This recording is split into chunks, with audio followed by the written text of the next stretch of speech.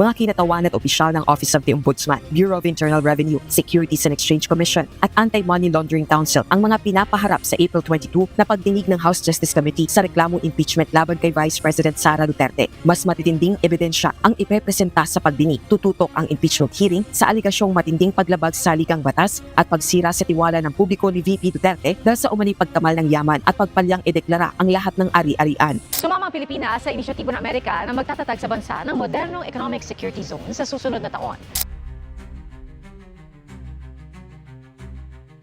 Nagpalipad ang Russia ng rocket missile at hinahanda nito ang mga iba't ibang istasyon malapit sa kanyang mga kalaban, ang NATO, gayon din ang Amerika. Kasama ng NATO o ang North Atlantic Treaty Organization ay hinahanda rin ang isang malaking bakbakan laban sa Russia at maging sa buong mundo. Maging sa China ay inaayos nito ang kanyang buong puwersa patungo sa isang napakalaking invasion sa Taiwan, habang ang Taiwan ay nag-iensayo sa pinakamalaking bakbakan nila sa kasaysayan ng kanilang nasyon patungo rin sa ating bansa. Ang alyansa ng Amerika, Australia, Canada, Japan at marami pang iba ay hinahanda rin ang ating bansa sa isang malaking bakbakan kontra sa China.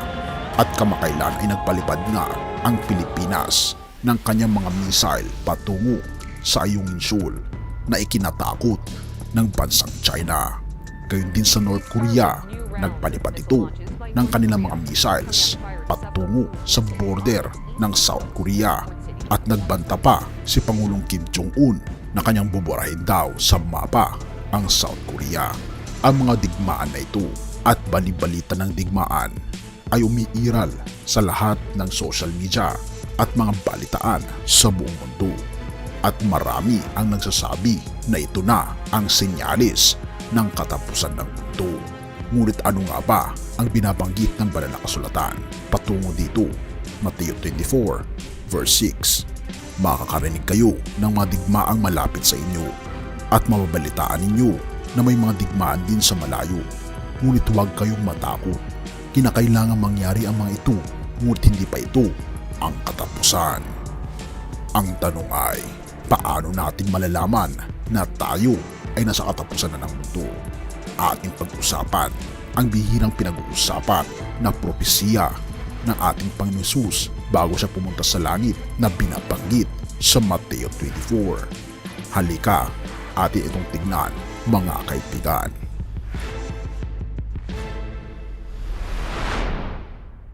The defensive aspect of countering drones is very much a part of the exercise. You might see that during the counter-landing live-fire exercise. Ipinaliwanag ng mga tagapagsalita ng Joint Military Exercise Balikatan 41-2026 na kabilang sa mga isasagawang pagsasanay ang pagdepensa laban sa mga banta mula sa drones. Isang uri ng makabagong armas na karaniwang gamit sa mga modernong digmaan. Sabi ni Colonel Robert Ban, tagapagsalita ng Exercise Balikatan 41-2026 para sa Estados Unidos, isa sa mga pangunahing focus ng pagsasanay ay ang depensa laban sa mga banta ng drone. Aniya, bagamat kadalasang ginagamit ang drone warfare sa offensive operation, nakatuon ang balikatan sa depensa, seguridad at humanitarian assistance. A lot of drone warfare is offensive in nature, and this exercise, as I mentioned, is about security with our Philippine allies and operations that help that, primarily defensive in nature, and along with our humanitarian assistance efforts. Bukod sa drone defense, tampok din sa balikatan ang iba't ibang military exercises sa himpapawid, dagat, lupa at cyber domain upang mapahusay ang interoperability ng mga kalahok na bansa. Ang kwentong ito ay nang si Jesus kasama ng kanyang mga alagad ay naglalakad patungo sa gusali ng templo ng Jerusalem. Mateo 24, lumabas si Jesus sa templo at habang naglalakad, nilapitan siya ng mga tagasunod niya at itinuro sa kanya ang mga gusali ng templo. Sinabi ni Jesus, tignan ninyo ang lahat ng iyan. Sinasabi ko sa inyo ang totoo, magigiba ang lahat ng iyan at walang maiiwang magkapatong na bato. Kung ating mapapansin sa konteksto na ito, binabanggit ng ating Panginoong Diyos ang patungkol sa pagkawasak ng templo, ngunit binabanggit sa kasaysayan na nawasak na ang templo sa Jerusalem nang sinugod ng mga taga-Roma ang Jerusalem noong 70 CE.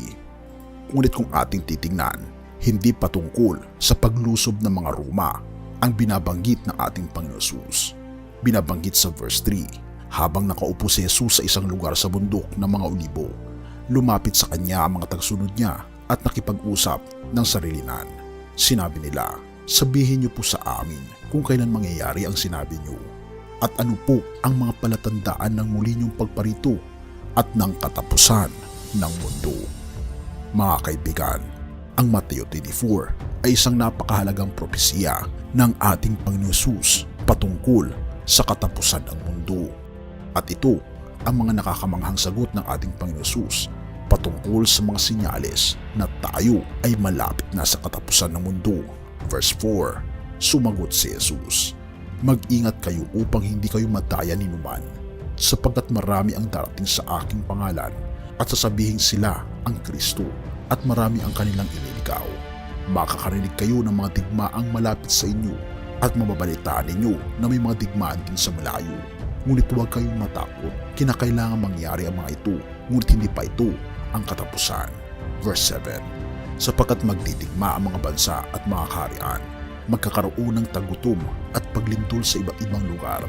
Ang lahat ng ito'y pasimula pa lang ng mga paghihirap na darating. Sa panahong iyon, kamumuhian kayo dahil sa pagsunod ninyo sa akin. Dadakpin kayo upang parusahan at patayin. Marami ang tatalikod sa kanilang pananampalataya, kapupuotan at ipapahuli nila ang kapwa nila mananampalataya. Lilitaw ang maraming huwad na propeta at marami ang maililigaw nila. Lalaganap ang kasamaan at dahil dito manlalamig ang pag-ibig ng maraming mananampalataya. Ngunit ang mananatiling tapat hanggang sa wakas ay maliligtas. Ito ang mga sinyalis ng malapit ng pagdating ng ating Panginoong Diyos, na kung ating babalikan ang mga bagay na binanggit ng ating Panginoong Jesus ay nangyayari na sa kapanahunan natin ngayon.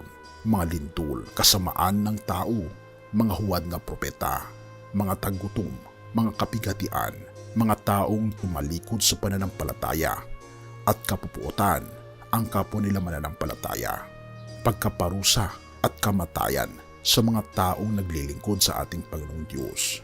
Ngunit ito ay hindi pa ang huling sinyalis sa pagdating ng ating Panginoon Jesus. Atin ngang tunghayan ang huling sinyalis sa verse 14. Ipapangaral sa buong mundo ang magandang balita tungkol sa paghahari ng Diyos upang malaman ito ng lahat ng tao at saka darating ang katapusan. Maraming mga bansa ngayon ang hindi naniniwala sa ebanghelyo ng ating Panginoon Kristo. Ngunit hindi katulad noon na mahirap ipalaganap ang mensahe ng katotohanan ng ating Panginoon Jesus. Sa panahon natin ngayon, napepenetrate na kahit ang mga komunistang bansa na hindi tumatanggap ng pagkakristyano. Lumalaki ang mga bilang ng Kristiyano ngayon at ang lahat ay nakakatanggap na ng mensahe. Maging ang mensahe ng katotohanan sa ating channel ay isang medium din upang maipahayag ang katotohanan ng kaligtasan sa buong sanlibutan. At dahil dito, darating na ang katapusan. Verse 21, sapagkat sa mga panahong iyon, makakaranas ang mga tao ng napakatinding kapigatian na hindi pa nararanasan mula ng likhain ng mundo hanggang ngayon. At wala nang mangyayari pang ganun kahit kailan. Tumitindi ang hirap sa buong mundo at maging ang mga temperatura ng ating mundo ay tumitindi rin. Dumadami ang namamatay dahil sa kahirapan. Ngunit ito ang pangako ng ating Panginoong Diyos. Magiging maikli lamang ang ating paghihirap, kaibigan. Verse 22, kung hindi paikliin ng Diyos ang panahong iyon, walang matitirang buhay. Ngunit alang-alang sa kanyang mga pinili, paikli niya ang panahong iyon. Verse 23, kapag may nagsabi sa inyo narito ang Kristo o naroon siya, huwag kayong maniniwala, sapagkat lilitaw ang mga ditunay na Kristo at mga huwad na propeta. Magpapakita sila ng mga kagilagilalas na himala at kababalaghan upang malinlang kung maari pati ang mga pinili ng Diyos.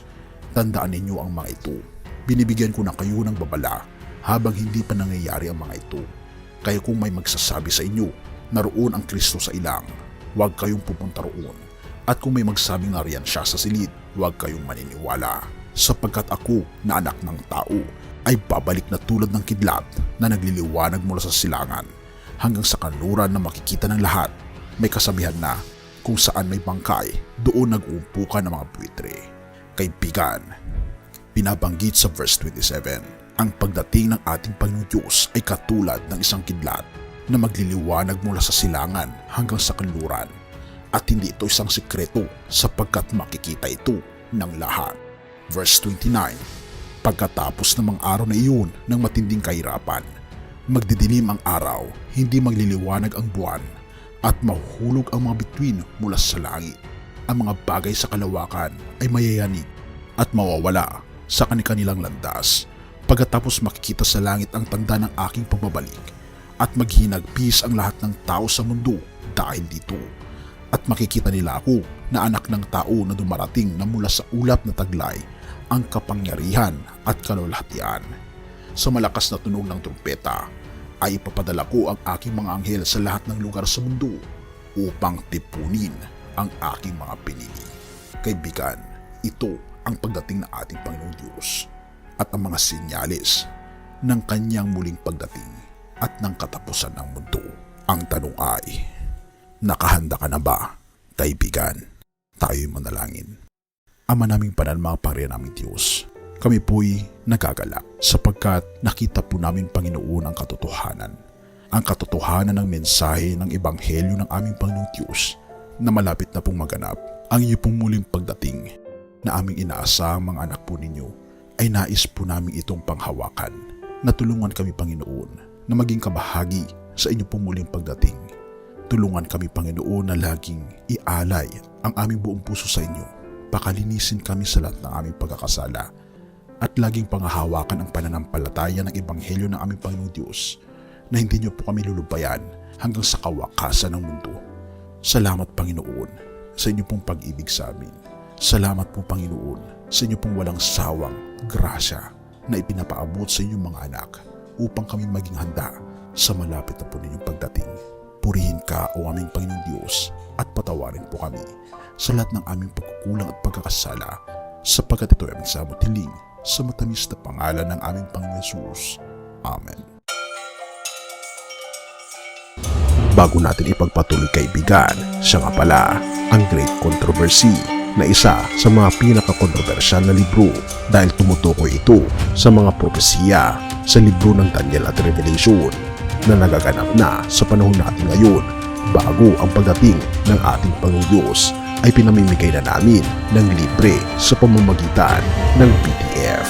At ito ay nasa limited lamang na panahon, kaya i-click mo sa description sa baba upang ma-avail mo, kaibigan, ang napaka-importanteng libro ito na magbubukas sa iyo sa mas maliwanag mong hinaharap. Purihin ang ating Panginoong Diyos at tayo magpatuloy.